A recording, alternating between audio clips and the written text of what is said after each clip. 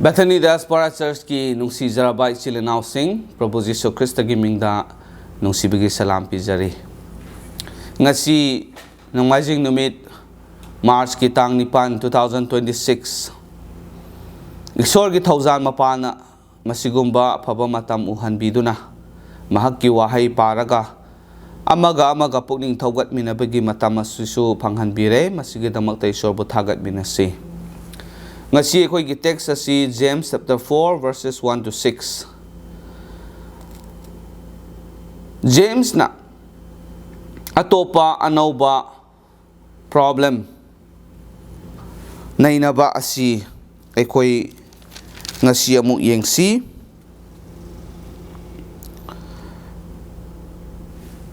madudi karino hay bakanda friendship with the world. Ako'y na verse 4 da masi uba phange Taibangpan ga marup oiba si haibani. Aina Manipuri gi Bible da mapung pha na ngasi gi text ase pathok sage mayam tabiyo. Nakhoi gi narakta khatnaba amasung yetnaba adu kadai dagi lakpano. Nakhoi gi hakchang gi kayat manungda lan sokna riba nakhoi gi apambasing adudagi lakpa natra.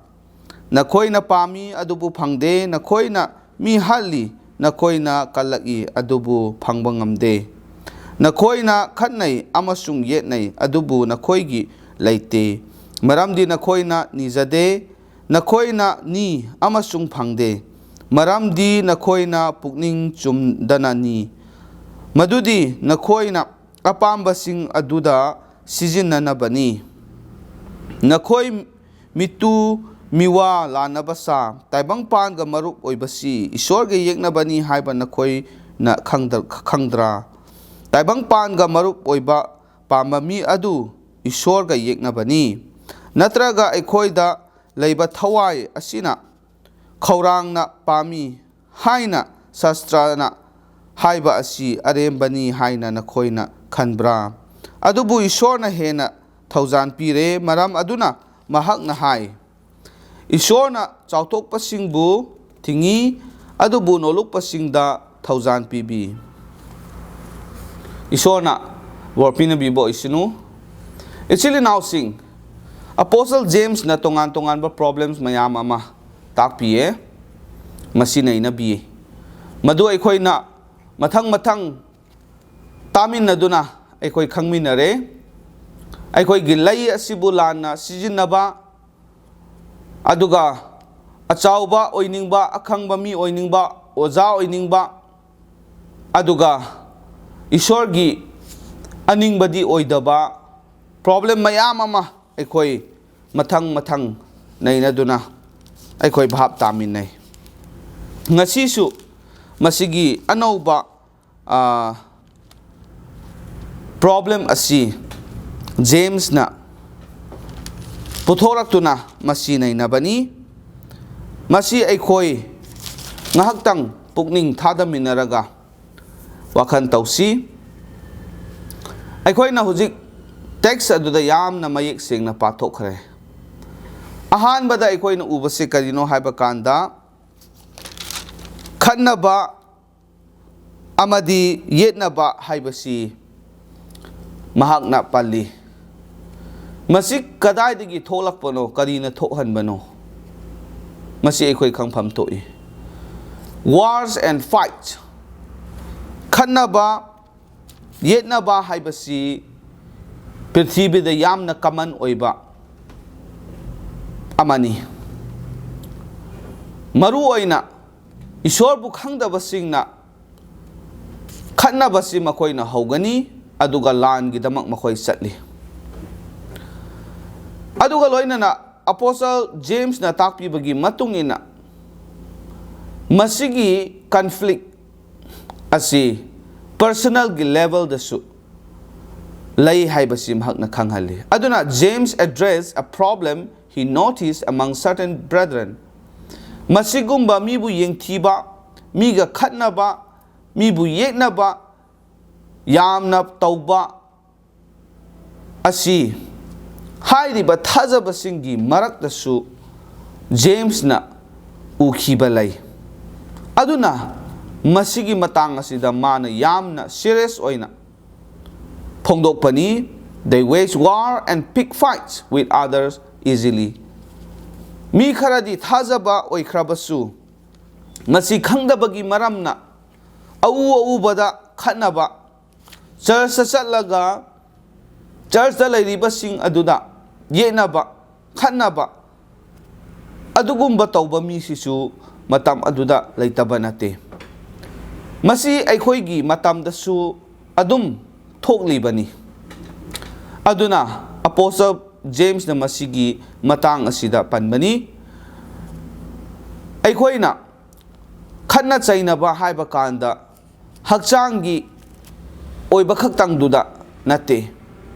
Masi religious oiba political gi khaktang natabida religious oiba wars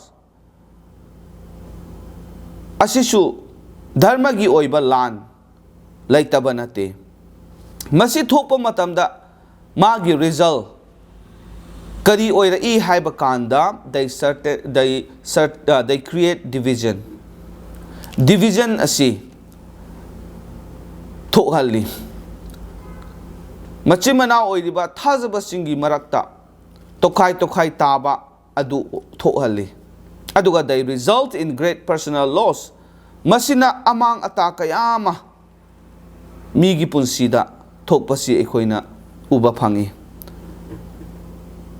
Aduna singlupki marakta asigumba khatnaba yetnaba leiba matamda singlupki damakta church ki damakta yamna chauna akaiba si thokhalli amangba su thokhalli.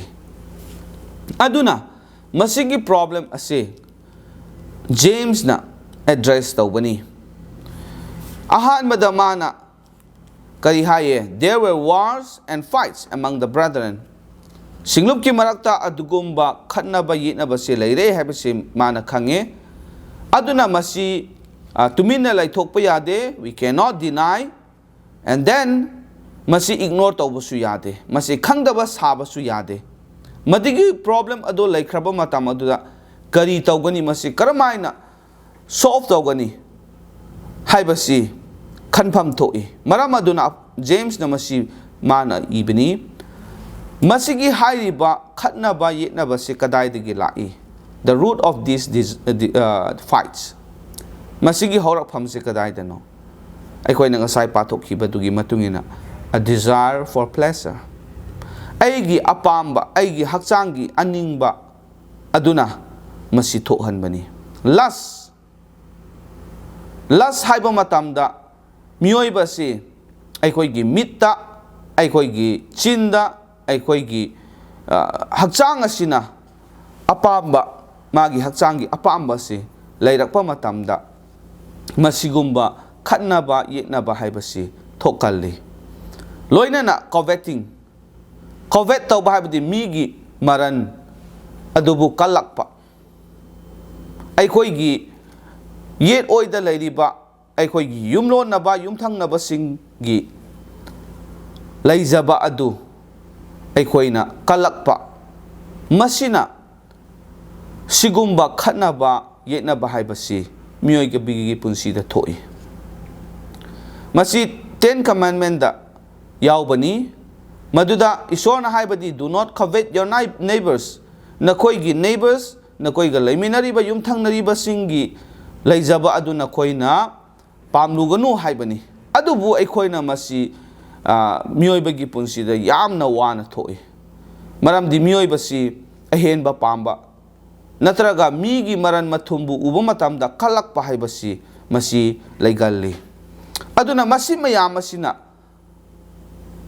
sum chawkhatlakpa matamda aikhoigi thamoida aroibadadi khatnaba yetnaba haibasi adumaina thoklai oirai. Masina aikhoi karigumba yamna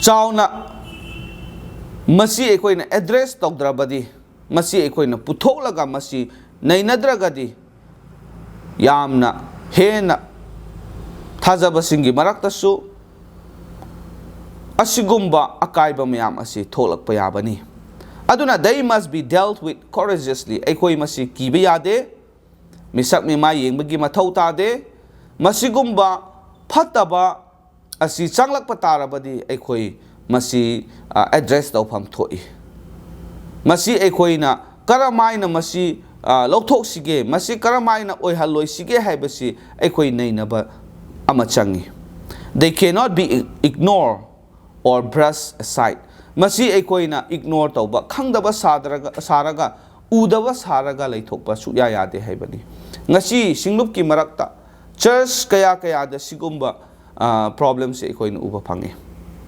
khanna chainaba thokpa yenaba thokpa adu pastor oigera church ki leader sing oigera singlup ki mi sing oigera khangsinadaba udaba saba mayam aikoi gi marakta lai masi oiroidabani ngasi James na tawriba asugumna aikoi gi singlup tasu asigumba khatnaba yenaba tholakpa matamda aikoi kari tawsige haibasi aikoi khangadabani maramdi masi thajaba singi marakta thokadaba thodok nate adugumba thabak nate haibasi Ishor gi wahai na takpibani how some have sought to address this problem mi kharana masigi problem se karam haina solve tawsige haina hotna bage haibasi aikoina text asida pa basida aikoina khangi madudi karino hairaga by seeking God in prayer pathana da Ishor bu thiba Ishor gi mating adu nizaba by praying to God to give what we desire and covet luribadi karino haiba kanda ngasai gi hairiba apamba aningba haksangi apamba migi maran mathumbu kalakpa asi mayam si oina phangningai gi damakta pathana tauba masini yamna chawba problem ase aikoi gi punsida hena paisa paiba hena aigi kairoi laikai aduda aigi oye thangba lairiba singdudagi hena paisa paiba hena mina khangba aduga mina ikai khumnaba oirakningai gi damakta honaba mina laiba phajaba adudagi hena su phajaba lainingai gi damakta aikoina khallaga madu oina aikoina pukning thadaraga maduda aikoi luppaga isoda pbo haina pathana tauba masi iside nausing masi chumbra haibasi aikoi khangadabani aduna masigi maramna kari tawre adugumba pathana asi tawba matamda God does not hear and answer such prayers madugumba pathana adu ishona tabide nangi hakchangi apambadu phangnanaba aduga nangna kalakpa migi maran mathumbu kalakpa migi laijaba phajaba adu kalakpa matamda madu isorngonda pio haina pathana tawba matamda ichili nausing aikoi khanthasi masi ishona tabigadra madugumba pathana adu ishona taraga aikoi gi damakta pibigadra haibasini ngasa aikoina pathok khare nakhoina pami adubu phangde nakhoina mi halli nakhoina kalai adubu phangba ngamde nakhoina khanai amasung yetnai adubu nakhoigi leite maramdi nakhoina nijade hay verse 3 da nijarabasu nakhoina ni even prayer se tawre amasung phangde adubu phangde karigi damakta maramdi nakhoina pukning chumdana ni pukning chumdaba karigi damakta pukning chumdaba haibanu haiba kanda ngasai desire for pleasure aigi hakchangi apamba du mapung phaningai isoda nijaba aigi lust aigi coveting covetousness migi maran mathum pamba adugi damakta aina prathana tauba adugi damakta ni James masida haibasi nakhoina phangde maramdi nakhoina pukning chumdana ni madudi nakhoina apamba sing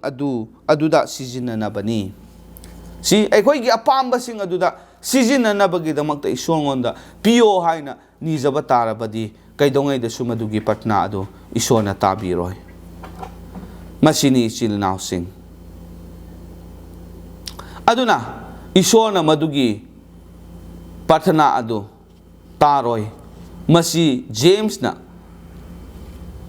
analyze tawduna masigi problem si lay haibasi aikhoida takpibani aduna ichili nausing aikhoina masida darkar oiba khangadaba aikhoina yingsingadaba si karino haiba kanda do we pray aikoi patna tawbra adu patna do tawkhre hairabadi karino aikhoina nijabase aikhoina niribase kanadaba ishorna taroidaba adu aikoi nibra aduga ishorna tadre haina amuka aikoi gi patna adu ishorna thausabidre haina amuka sauduna ishor asi aikoi gi patna tabide haina amuka lairibra haibase isa isana masi chik tawgadabani masi yengsingadabani ichili nausing aikhoina James chapter 4 gi verse 4 aduda yingba kanda nakhoina mitu miwa lanaba nakhoi mitu miwa lanaba sa Taibangpan ga marup oibasi isor ga yeknabani haiba nakhoina khangdra hai masi wahangni the sin of adultery mitu miwa lanaba masi papni masi aikhoina yengba kanda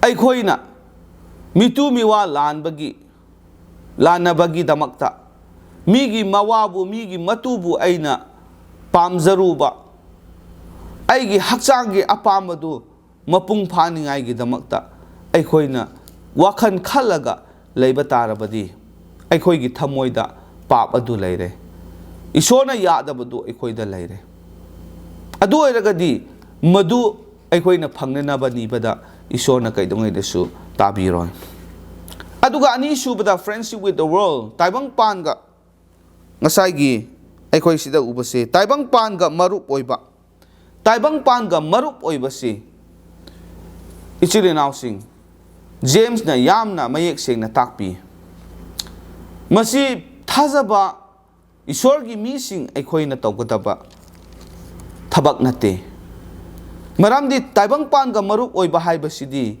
Ishorgi mayokta leibaga chap manai Ishorgi mayokta leibani haibasi aikhoina khangadabani believers can sin gravely against the Lord Taibangpan ga aikhoina marup oina leiba matamda friendship with the world results in enmity with God Ishor ga yeknaba adu aikhoi oirakani Taibangpan ga marup tawba matamda marup saba matamda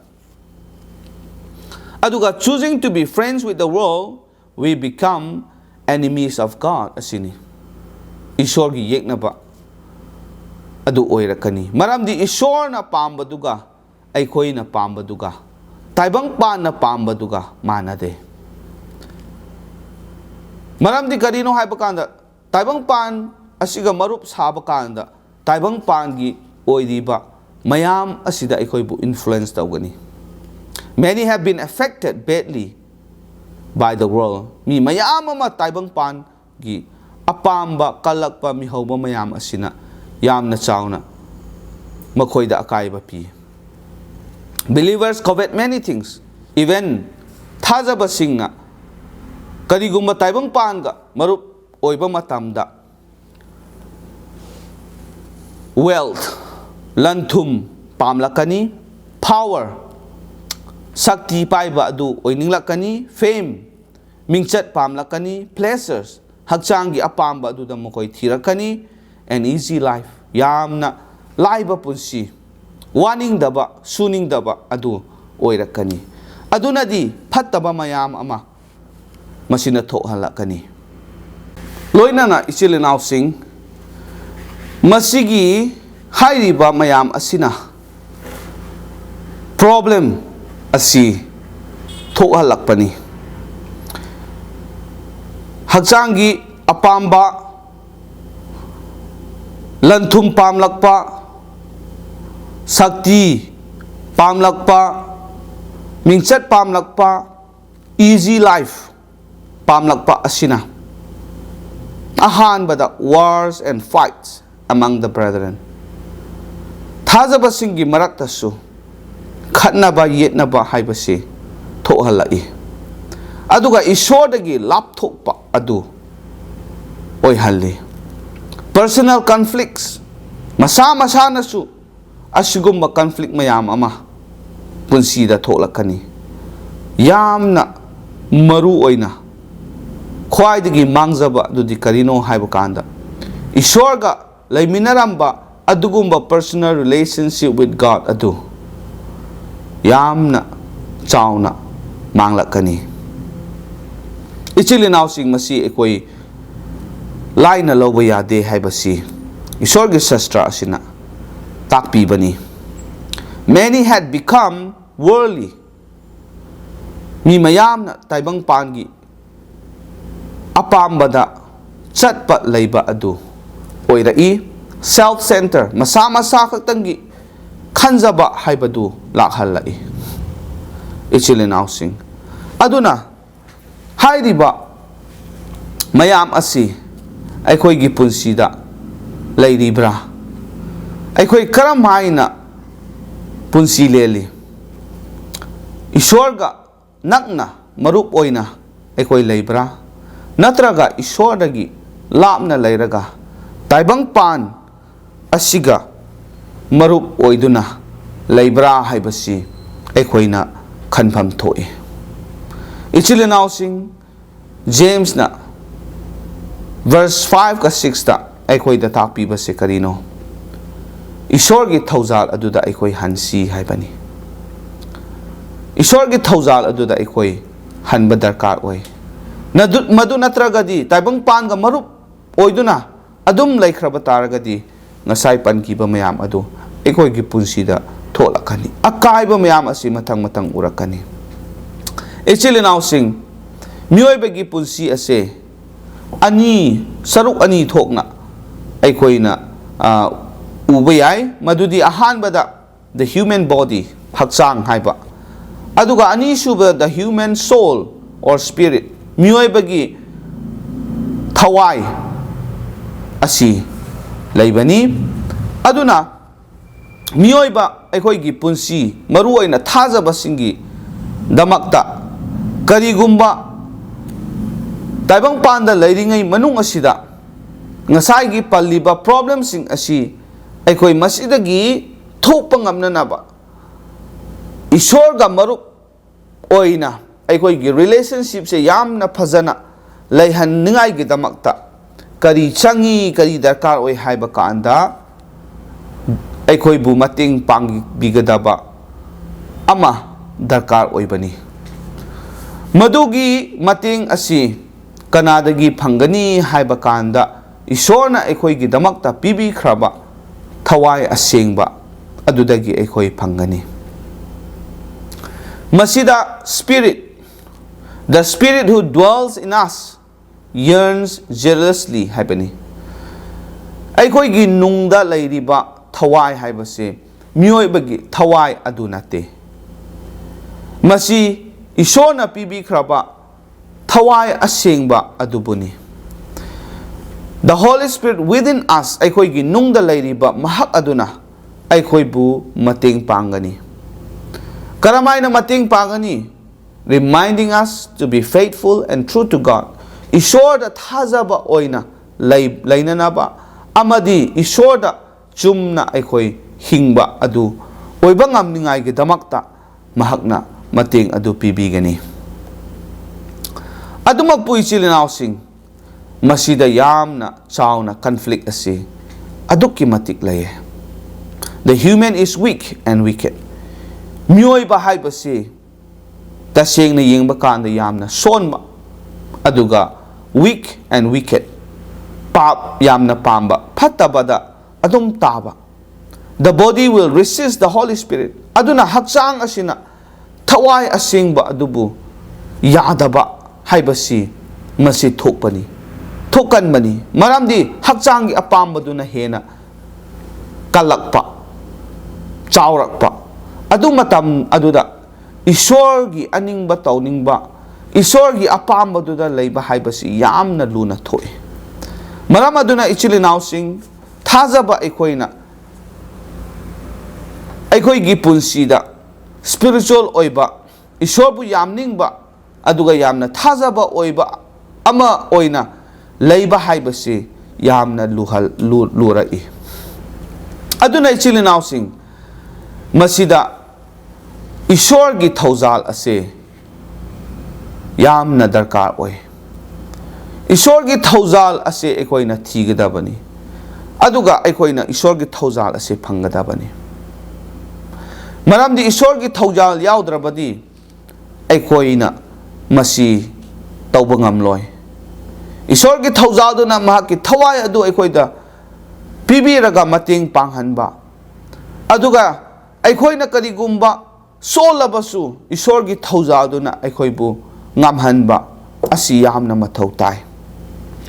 Where there is human pride, mioibagi punsida ngasai gi chauthokpa mayam asi leirakpa matamda ishor bu resist tawi.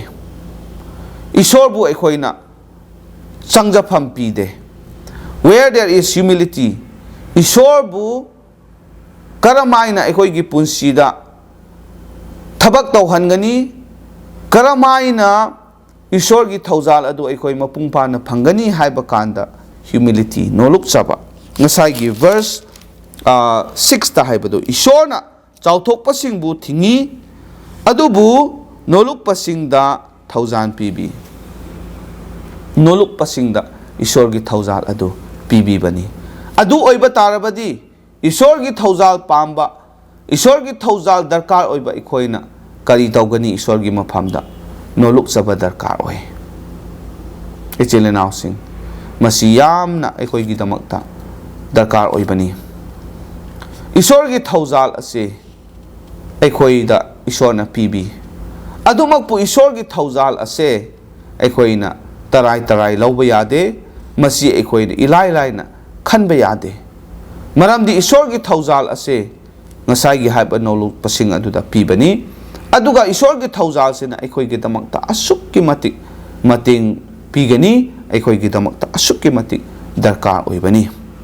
Aduna ishir nausing ngasi gi text asida James na takpi bagi matung ina ekoi na loina yengkhrabagi matung asida thamjaning ba adudi karino hairaga let us forsake the world. Taibangpan asi ekoi thanamsi. Taibangpan asida ekoi lairabasu hinglabasu Taibangpan gi oiba. Taibangpan gi oiba apamba kalak mi hoba mayam asi ekoi thadoknaba honasi. Masi thanamnaba ekoi kanna honaba mathau tai. Ani subada let us return to the Lord. Ekoi Prabhu da changjasi. Ekoi Prabhu da amuk halaksi and seek His grace to overcome our sins. Magi thauzal adugi mapana pap adu ekoi na overcome taunaba, joy taunaba, ekoi na ngamnanaba ishor gi thauzal da ekoi changjasi. Masina tana ekoi gi damakta atopa pambai leite. Ishor gi wahai bu takraba mipum koding makta ishor na hena bor pinabi boisino. Ngaktang ishor da haijamin nasi. Wang thoi sing thoi raba sagada laiba ipa ishor na puthagatli. Nahaki wahai asina ngasi chauraba problem asigi maramda takpiduna ekoi gi pukning da thaugat piduna achumba karino ekoi na kari taugadage haibasi yamna mayek sengna khanghanbire. Paisor Taibangpan gi apamba Taibangpan gi oiriba khoding mak asi ekoi na thanam laga masi thadok laga tattana ishon hakki thauzal aduda amadi nahakki nafamda changjarakpa nahakpu thijaba na chasing oihanbiyo. Masina ekoi gi damakta khwaidagi afaba adu oigani ishor na hakna takpi bani. Aduna ekoi na su masi kaudana ekoi gi punsida masi thabakta pangthokpa ngamnanaba pangal pibiyo.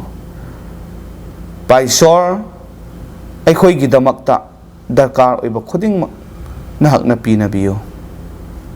Ekoi gi asonba kaya leirabasu thauzal biyo. Nahakna afaba achumba aduda pubiduna nahakki thawai asengbagi pangbiba adu ekoi gi punsida tattana pinabiyo. Paisor pap asi ekoi na ngamnaba overcome taunanaba nahakki thauzal na ki pangal adu tattana pinabiyo. ꯑꯩꯈꯣꯏꯒꯤ ꯄꯨꯟꯁꯤ ꯑꯁꯤꯅ ꯅꯍꯥꯛꯀꯤ ꯃꯤꯡꯂꯦꯟꯕꯨ ꯍꯦꯟꯅ ꯋꯥꯡꯅ ꯊꯥꯡꯒꯠꯄ ꯑꯣꯏꯍꯟꯕꯤꯌꯨ ꯍꯥꯏꯗꯨꯅ ꯑꯩꯈꯣꯏꯕꯨ ꯄꯥꯞꯇꯒꯤ ꯍꯟꯗꯣꯛꯄꯤꯕ, ꯊꯧꯖꯥꯜ ꯃꯄꯥꯟ ꯅꯥꯏꯗ꯭ꯔꯕ, ꯅꯨꯡꯁꯤꯕꯅ ꯊꯜꯂꯕ ꯑꯩꯈꯣꯏꯒꯤ ꯄ꯭ꯔꯚꯨ ꯅꯍꯥꯛꯀꯤ ꯅꯐꯝꯗ ꯈꯨꯗꯤꯡꯃꯛ ꯑꯁꯤ ꯖꯤꯁꯨ ꯈ꯭ꯔꯤꯁꯇꯒꯤ ꯃꯤꯡꯗ ꯅꯤꯖꯕꯅꯤ꯫ ꯑꯥꯃꯦꯟ꯫ Thank you. ꯏꯁꯣꯔꯅ ꯕꯣꯔ ꯄꯤꯅꯕꯤꯕ ꯑꯣꯏꯁꯅꯨ꯫